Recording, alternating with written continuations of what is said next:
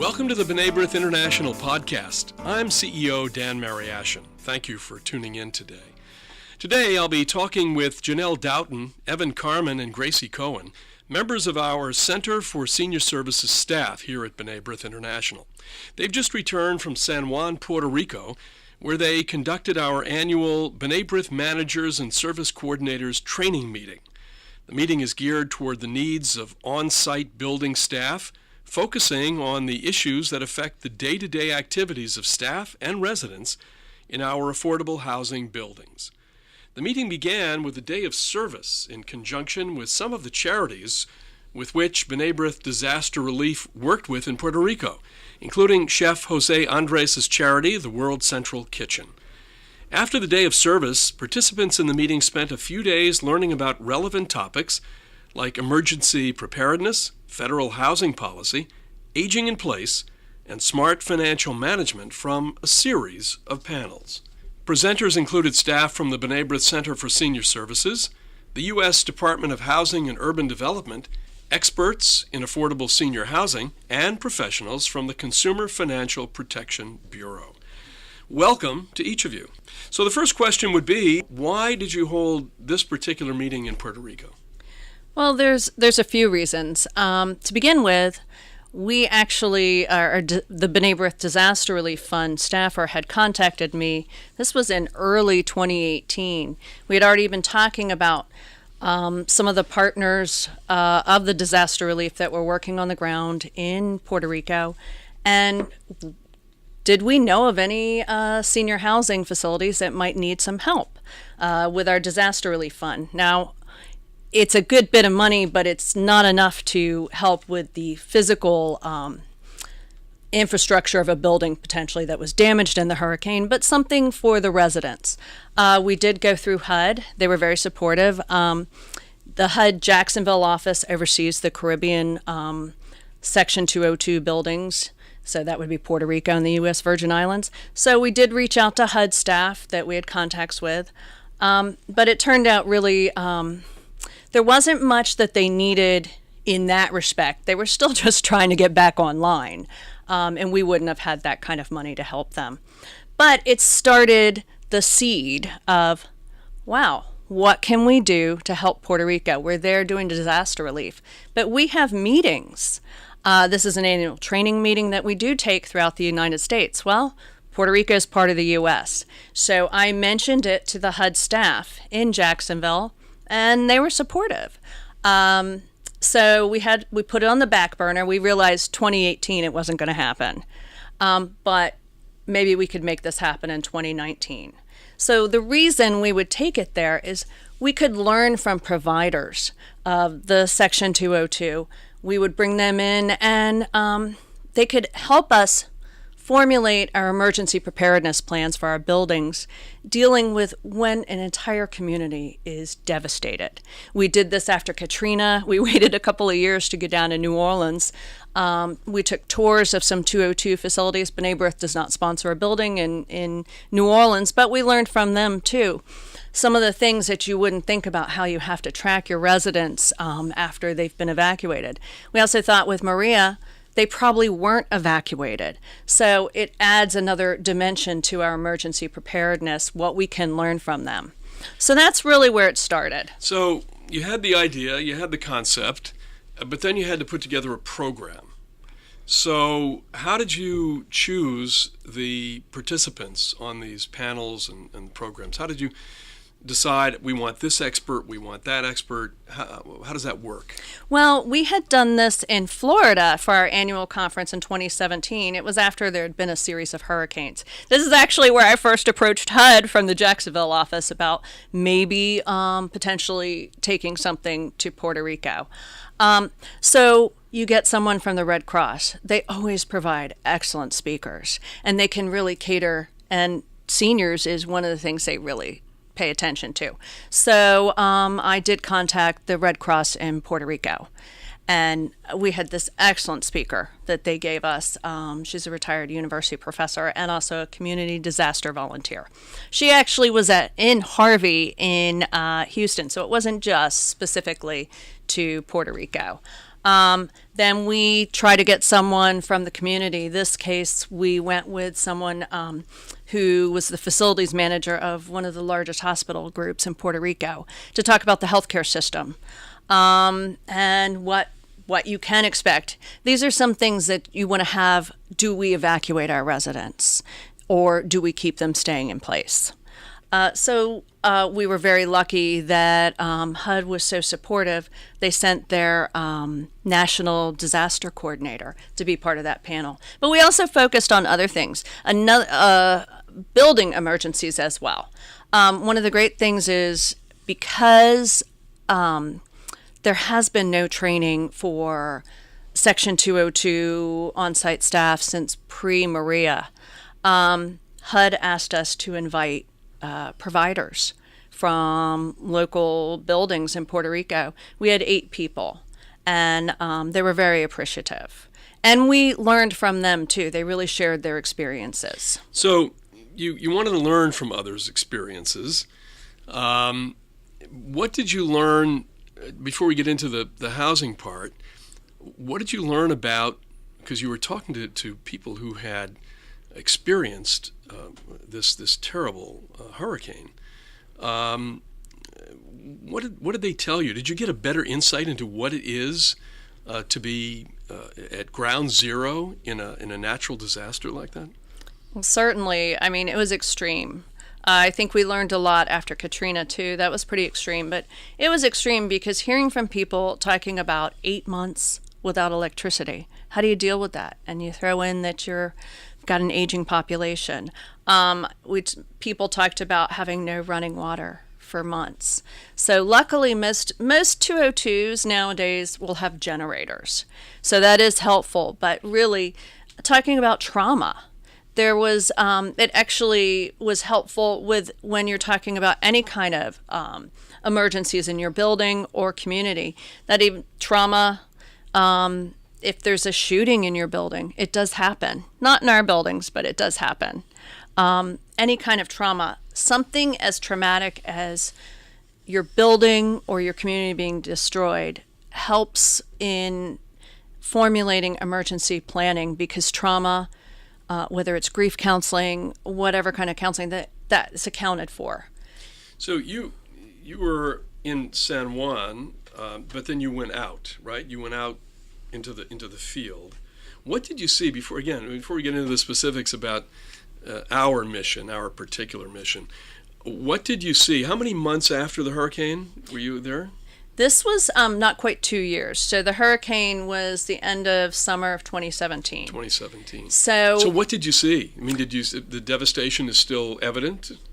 It's interesting flying in, because I've been to Puerto Rico quite a few times. I know what it looks like, but having flown into New Orleans a year after Katrina, I knew blue tarps everywhere. So there's certain neighborhoods that are near the coast where the hurricane came in, still have blue tarps over the homes. Then you'll see other neighborhoods getting closer to San Juan that look pretty good.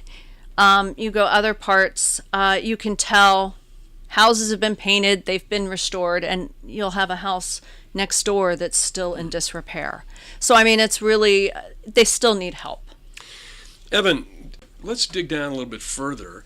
This is a big investment in housing, in Section 202 housing. What did you find from HUD that stood out in terms of wanting to work together with us on this? Sure. I would say, to me, one of the best parts of the conference was the investment that, HUD made in the conference. A lot of times we can get somebody from HUD to come to the conference, talk for about an hour, 2 hours. But this time, I think what made it so unique and so special was HUD came for all 2 days of the conference. So HUD not only presented at the conference, but they were also participants in the conference. From a learning point of view, they also sat in on our sessions. So certainly that's what I think really made this conference extra special. So the opportunity for our folks in the B'nai B'rith community to hear directly from HUD, whether that's on a new, a rule that might be coming out soon, and how they intend on implementing it. Talking about disasters, how one can best prepare themselves. For example, B'nai B'rith was able to get the National Disaster Coordinator from HUD to come to the conference and talk. Also, sitting in on the conferences, being able to hear HUD's perspective when somebody else is, presenting. That's certainly a very unique experience, and certainly I think a very a valuable experience for the people in our community. Is there a kind of a case study that would or that we would be included in terms of efforts that have been made to go down and to both to learn and also to help out? Well, I certainly think that HUD takes what they've learned about our particular community. I certainly, one of the things that the people who work in the buildings talked about are the challenges they face, the unique circumstances, in particular, how people relate to seniors. What are the day-to-day, challenges of how one works with seniors? So I definitely think HUD has that unique perspective of getting the opportunity to talk to the people who work in the buildings. So I don't know if there's a formal case study involved, but I certainly think that they bring back their experiences talking to people in our buildings, and hopefully that'll give them a better chance to go back to their office and really govern the 202 program. So there's a couple of things I would mention. The access that our on-site staff had with HUD was we've never had a meeting like this, that they participated in every session, even if they weren't presenting or speaking. One of the interesting things was when we had the presentation from the Consumer Financial Protection Bureau, and it was about financial exploitation of seniors, but our residents. You could see the way the staff of our buildings was so concerned about how do we prevent this happening. It's devastating to our residents. The access that our staff had to HUD, but that HUD had to the housing providers. You can't replicate that. This was a really special meeting because of that. So, in giving back to the community, Gracie, tell us about this day of service. Sure. I'd actually like to backtrack, Dan. You had asked about the status of Puerto Rico and its current climate. On our hour-and-a-half bus ride to the farm, what I had deemed lush green mountains, commenting to Janelle, she, over her years of visiting the island, had said no. In fact, there are a lot of dead trees around. So I think it's a matter of perspective for its current environment as well, considering I've never visited the island. So the actual day of service was a great morning. Everybody could contribute, no matter their age or skill level. Service coordinators and property managers were packing radishes and lettuce in one part of the farm, while in another we were digging and weeding and planting eggplant seeds for the community of Puerto Rico. So overall, it was very labor intensive, but what I find most valuable was that, considering it's such a small staff of 4 to 5 people who rely on groups of volunteers, the work that we had done in the morning shift had saved 2 to 3 days of labor for the staff of the farm. Yeah, I just wanted to quickly, first of all, we were looking for partners. We wanted a day of service, but we wanted it something meaningful. We didn't want busy work. We actually wanted to go do something that accomplished something that was a benefit to Puerto Rico and to the people of Puerto Rico. And so looking at the different partners we had on the ground there, most of them, we really couldn't do what they were doing. It was building houses. And if anyone's ever built a house, I know we haven't, you need skilled labor. So we really needed to find something that all skill levels, which we were bringing, and age range, could do. How many people are we talking about? We had 33 people total, including us staff. And so that's where... from all over the United States. Yeah, from all over the United States. So that's where we had to find something that we could all do. And one of my colleagues happened to find this World Central Kitchen is actually based here in Washington, D.C. So it kind of made sense. They support farms. So one of the things that came out of, and everybody knows it, but it really became stark in Puerto Rico after the hurricane, is that they don't produce most of their produce there. They can, they should. It's not easy. Farms, the margin of income is not that great. Your biggest expense is labor. So the World Central Kitchen has partnered with farms. And actually some new farms have come up. And they're trying to create a 12-month growing season.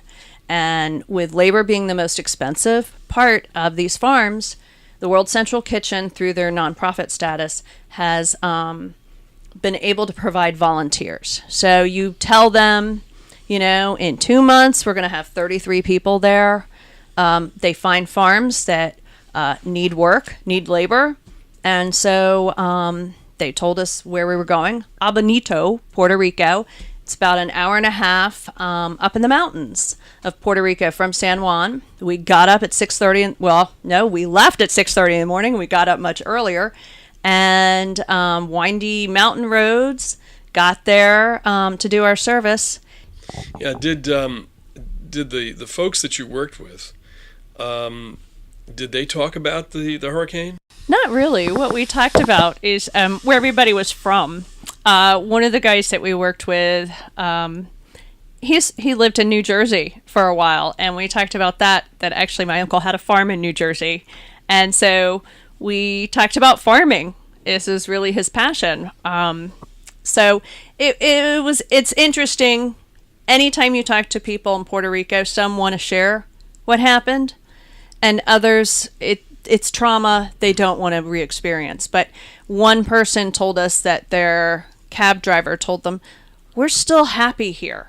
We're not depressed. We're happy. People should come visit because we need the business. And I think that's part of why we went there too, is that it may be a small part of the economic recovery of Puerto Rico, but we figured we had business too that we could take there.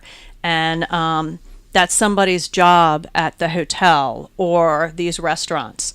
One thing I wanted to mention, as soon as we got to the farm and we got off the buses, they told us, first thing, we're going to have you spread out mulch on already these planted plant beds. And then we're going to divide you all up. Some of you will be planting. Some of you are going to chop up growth, different things. So we had to move mulch to these plant beds. And at first, everybody was so enthusiastic. We were basically knocking each other around.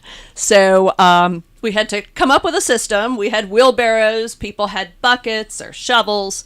I was afraid we were going to injure ourselves. So it was like, okay, wait for your wheelbarrow. You're on this side, you're on this side, and you're on this side. So we kind of started to organize ourselves. And then it got a little easier when they broke us off into groups.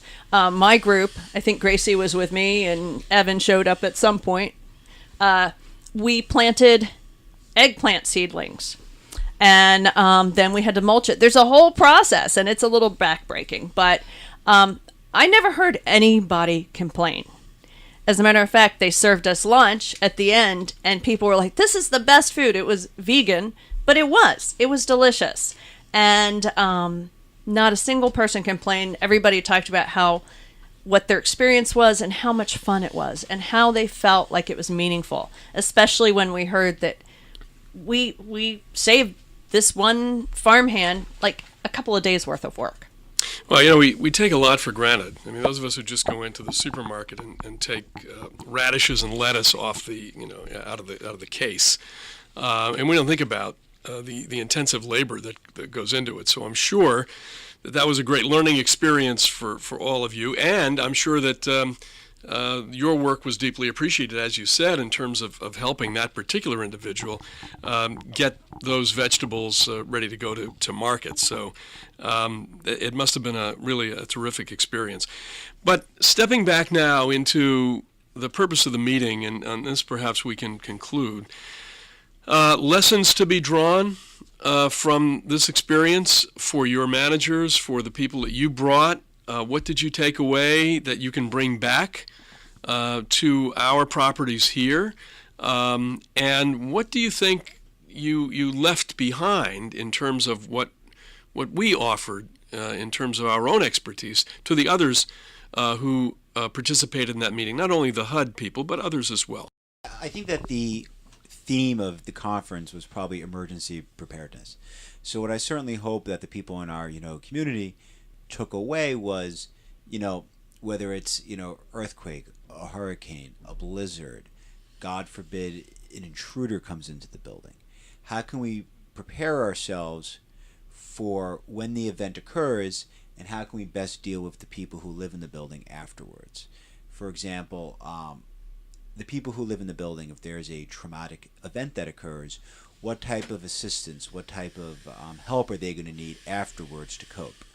I certainly hope that also one of the topics that we addressed was the government shutdown. Certainly during the shutdown, a lot of our buildings, information that we were getting from HUD, while they certainly I think did their best, we were certainly we definitely could have used some more information. Will the money that the buildings receive from the federal government, will that be on time? Certainly I think sometimes it can create a little anxiety in the building for the people who live in the building, and certainly we don't want to create anxiety for low income seniors. I certainly think what we hope that we left behind. I certainly hope that we that we made a difference on the farm. I certainly hope that we contributed a little bit economically. Do you think you'll incorporate the Community Day of Service into future meetings? As a matter of fact, we talked about that. Yes, we want to. We think that it wasn't just a bonding experience. This was something meaningful. And people that get into this senior housing as on-site staff, these are giving people. They don't do it for a job. They want to help people. So it really made the meeting special, and we realized there'll be more opportunities, and it's something we can definitely do. And I think that's the great thing about being part of B'nai B'rith.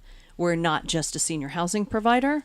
We are B'nai B'rith International with this whole community service part of us, and it brings something extra, and it's very special. What a great way to wrap up this discussion. Thank you so much. Well, thanks everybody for listening to our podcast today. Please visit our website, bnaibrith.org, like our Facebook page, follow us on Twitter, and subscribe on your smartphone through the podcast app for iPhone or through Google Play for Android. And lastly, tell a friend about us. For my guests, Janelle Doughton, Evan Carmen, and Gracie Cohen, I'm Dan Mariashin. We'll talk to you next time on the B'nai B'rith International Podcast.